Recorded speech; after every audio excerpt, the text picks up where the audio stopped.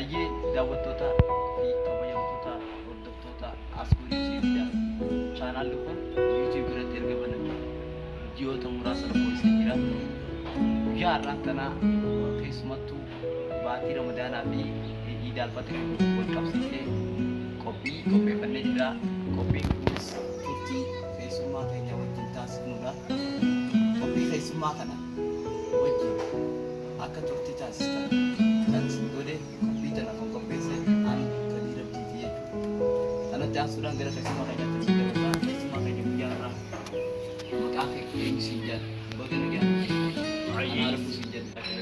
Akka waamicha keessa naaf gootanii asitti naaf hirmaatanii gammachuu guddaadhaan na dhagahamee guyyaa ayyaana. Ayyaa akkuma beekamu akka addunyaatti jechuudha. Kan beekamu ibsaa Ameenaa jedha. Akka addunyaatti kan beekamu. Akka addunyaatti beekamee jiraatu akka addunyaatti. Amma maqaa kee waliin maqaa itti namoota biroo fudhatus godhurra obsaa jechuun ana kun ati eenyu jechuudha. Ana jechuudha baay'ee maali? Sanatti aansuudhaan gaaffilee baatii Ramadaanaa kanaa fi ayyaanni Iid al-Fitr wajjin qabsiisee ayyaana Iid al-Fitr kana keessatti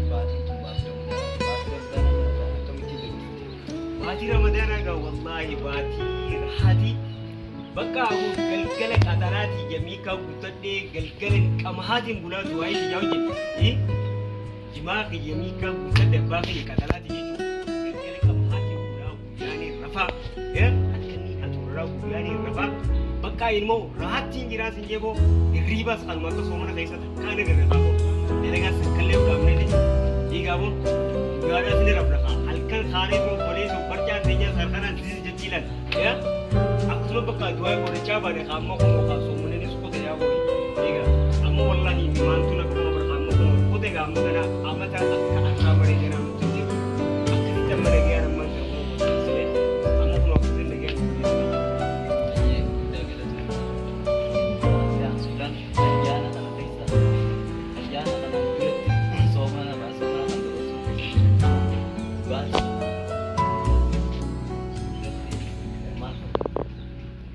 baatii soomanaa tana guyyaa baatii biraatii wajjin wanti adda godhu baatii soomanaa tana keessa ibaadaa san dhiisu laala baatii taan san sheexaana hajaanii jira ibliis gurguddaa san atilee beekuun dhabdu maarkituullee beeku godhuu isa sana waan illee nagarre ibliisaniitu nurraa hidha malaa shasharata gurguddaadhaan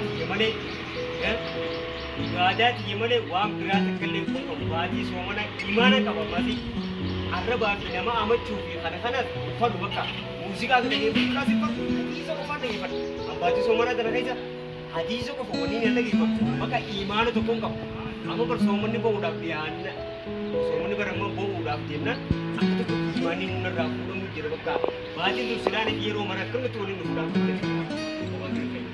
keessummaa keenya wajjin turtii gaarii dabarsaa akka jirtan abdii qabna. Kanatti aansuudhaan miidiyaa wajjin wal qabsiisee irratti gaaffii murtaa ta'e keessummaa keenya gaafannaa. Mee duraan Iida jechuun kun maal jechuudha? Iida jechuun afaan Arabaatiin fakkaataa Biifamaa obbosaa. Keessummaa na jette isaa rakkoon qabu waayaa baganaan jette keessummaadha.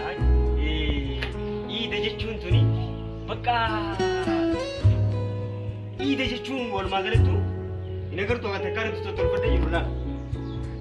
Babbareedeeti jirami bakka guyyaa tottolfatanii bakka walumaa galattu guyyaa gammachuudha jechuudha. An guyyaa Iidaa kana qofaan gammada amata keessa guyyaa tokkoon gammadaan guyyaa tokkichaa san ganamarraa eegalee hangi galgalaatiin gammadaa bu'u. Imaan kooflaafama bakka amata irraa guyyaan sun guyyaa miti guyyaa Iidaa kana akkamatti gammadu bakka guyyaa Iidaa bakka Iida jechuun walumaa galatti guyyaa gammachuudha jechuudha. Akka jechuudha egaa ijoollummaa kiyyatti waan ijaarratu keessa ijoolletti tokko gandatti gaafa gandee yeroo Iidaa akkuma Ramadaana Iidaa jedhamu waan kana akkamitti ilaala? Ana immoo waan kana akkaan itti ilaalu arraba na fakkaata waan kana akkuma itti ilaalu waan ta'eef arraba kun bakka arraba inni akkuma ta'e mataan Iida jechuun maali? Iidaan gaafa dureen nama akkana naan jiru ijoollee shanii tokko ta'ee kun manaa kamaa geessu Iidaa kun ta'e mataan Iida naan Sunama arraba akkana jechuudha. Akkootti akkasitti jedhu. Akkasii miti jechuun nama meeqaa jaba kaasuu? Akkootti akkas ta'uu dhabu kamitti beeku? Niin beeka kaa. Maaliif hin beekne akkootti yaade maaliif beekne? Eegaa. Hayyee dhimma itti aanutti aanaa. Dhimmi itti aanu gaa qophii ayyaana iidaa kanaaf wanni ati gochaa jirtu akka obsaatti maal fakkaata? Bakka qophii ayyaana kana godhaa jiru kun uffata iidaa sillaan uffata iidaa bitannee jiinsiis bitannee telefoonii hundaan bitannee laal barana laal obbolee sii galtii yoo fedhe. Egaa guyyaa iidaa kana akka gartee bashannanaan dabarsuudhaan guyyaa iidaa kana guyyaa iidaa baroota darbanii iidaa wanti adda godhumaan. Ayyaana ta'u baroota darbanii wanti adda godhu iida baranaa sana akka duriinii sanitti namoota adda addaa wajjin wal qunnamuu dhabuudha wanti adda godhu. Dureen ammoo iida hedduu kan dabran san walitti dhufnaa firoota keenya hundaa wajjin saayibban keenya hundaa wajjin walitti dhufnee bakka tokkotti ayyaaneffannaa.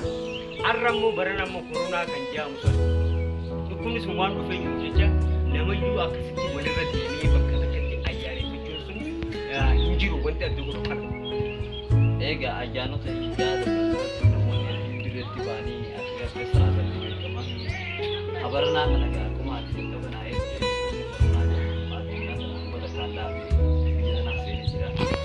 Magaalaa keenya kana deebi'uu baanee biyya tana seenuu isaa fudhachuu gartee dhiphina hedduu keessa ummata kana galtee akkamii akka muduraa sanitti inni salaanne jettee yaaddu? Akka amma duraa sanitti salaatuun hin jiru.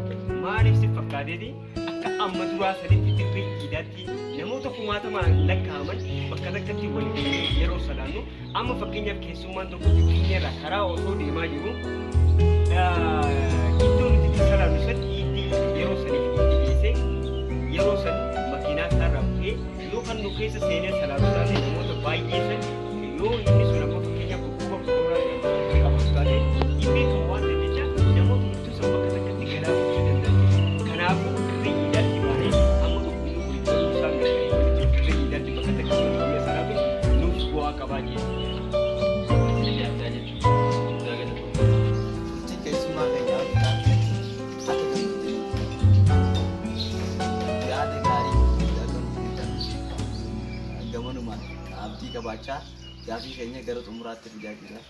Gaafiin keenya xumuraa obbo Obsaan yaada adda takkaa'uu dhaamsa uummataatiif qaba yoo ta'e carraa kanaan dabarfachuu danda'a.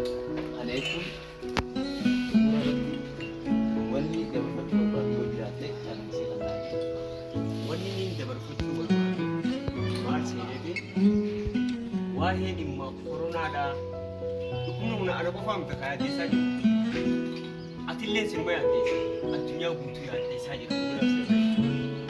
Kanaafuu waa'ee dhukkuba kanaatu wajjin wal qabsiisee ayyaana baroota dabranii namni walirra deemnee aalii fi rafeenyaa bakka tokkotti ayyaaneffannee saayiboota keenya iddoo tokkotti ayyaaneffachaa turre hanga amma dura waggoota dheeraa ammoo garuu barana maarseefi yaara miitinya dureenis dirree iidaatti wali qabamneeti bakka tokkotti salaannaa dhukkubni hin jiru maal nu godhaa jennee dantaa dhabummaa dhiisnee ayyaanaas dabayyuu mana keenyatti akka kabajnu dhaamsa dabarsina. Egaa dhaamsa dabalatee jirta.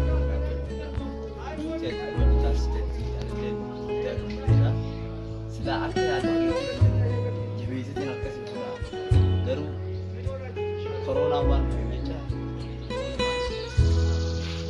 ofii keessumaa kan irratti immoo akka yaadni Askurii tuubii baay'een isin jaalladha. Chaanaala askurii tuubiidha. Addunyaa rabbii kan tani jirtan isin warri chaanaala askurii tuubii waan gaggaarii akka hojjettanis abdii isin irraa qabna. Haaluma kanaan itti fufaadhaan isin jaallatuma. Hordoftoota keenya dhaggeeffattoota keenya kabajamoo chaanaala askurii tuubii guyyaa irraa